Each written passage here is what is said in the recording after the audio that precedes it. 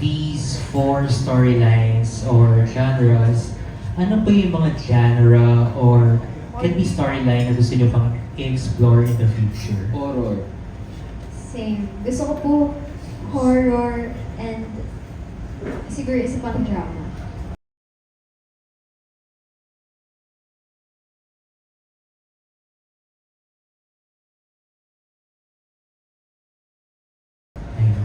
Ayun. Or heavy drama nga. Heavy drama. And Anong then- klaseng horror ang gusto nyo i-explore? Yung mga habulan ba? Mga ganyan, bumubukan? Gusto ko po kasi yung mga paranormal. Um, Yung mo yun, nakakatakot na yung sobra. parang yung autopsy of Jane Doe, Ay, parang gano'n. grabe naman yun. Yung mga ina-exercise, yung mga sinasabihan, ganyan. O kaya yung parang, Ano? basta, ano po, parang, basta, marami po akong gustong gawin. Pero ang pinaka-favorite ko pong genre talaga kasi horror. Pwede po ako manood ng horror. Ako ano, pangarap ko pong maging The Grudge ng Pilipinas. Totoo, kamukha ko po yung pag nilalakihan ko yung mata ko. Sample nga. Ay. Diba? Hindi, totoo, pangarap ko yun. Nung bata po kasi ako, takot na takot ako sa kanya. Nung So, bata- ngayon na parang nandito na po tayo sa industriya. Sana magkaroon ng The Grudge ng Pilipinas. Gusto ko rin po maging multo. Kasi bata pa lang ako, tinutokso na ako nung Mukha ko pumalasan multo. na ako. Oo, hindi. Sinabi ko rin sa kanya, mukha siya sa dako. Pamukha kasi kami multo eh. Hindi mo pa kami. Pwede na. Pwede. Okay. Ayun na, ready na si Angela ko. Ayan, nakatakot. Tama na, Tol. Ayan. Thank you so much. Salamat. Ayun, excited na magkaroon kayo ng horror project in the future. Thank you. Alright. Diba? May pa-acting pa dito si Angela. Thank you. Thank you so much. Okay, moving on to our third and final batch. For this afternoon, we have Robert Requentina, Jojo Panaligan, Mark Magadia, Dolly Ann Carvajal, and finally, Cine Geeks Podcast. Now, from Pop News, pakinggan natin, Robert Requentina. Hello, Hello po. Roger. Magandang araw. Last year, na-mention nyo na pangarap nyo yung Film Fest, MMFF. Opo. And then, lumabas na kayo sa awards night. Ano? May chance kaya this year na may entry kayo sa Mali? Yan po. Manifesting po. Manifesting. Pero like, wala pa sinasabi sa inyo na mukhang may ipapasok tayo Wala, sa... wala po. Wala po rin. Excited na nga po gumawa ulit ng pelikula. Iba talaga po yung feeling ko nakakagawa ng pelikula. Sobrang saya din. Pero ayan po yung pinakapangarap namin ni Angela. Magkaroon po ng MFF. Sa chat po namin hanggang ngayon nakapin yun. Magkakaroon ng MFF tayo this year. Pero hindi nyo ba na-mention kay Boss Vic na, Boss, baka pwede. Hindi po kasi kami ganun eh. Hindi po, ano po eh, kung ano lang iibigay sa amin, sige lang po kami ng sige. We count our blessings. Tsaka lagi po namin sinasabi sa isa't isa na kahit gano'n pa tayo kapagod, kailangan tanggap lang tayo na tanggap. For the meantime, manifesting lang muna. Yes.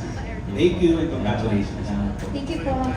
Great question. Maraming salamat po. Ngayon from Rider PH Studios, Jojo Panaligan. Hello po. Hi, kamusta? Hello po. Hello po. Okay, sa tingin nyo, sa ikatatagal ng relationship ng dalawa, mas yung complementary ang ugali or magkasundo.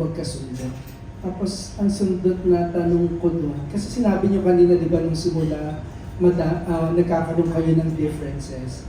Mas okay ba yun? Or yung sa simula pa lang magkasundo na sa mga magtatagal na relationship? And ang follow-up ko doon, nagkaroon na ba kayo ng time na nagtrabaho kayo na meron kayong differences? At paano nyo na-overcome?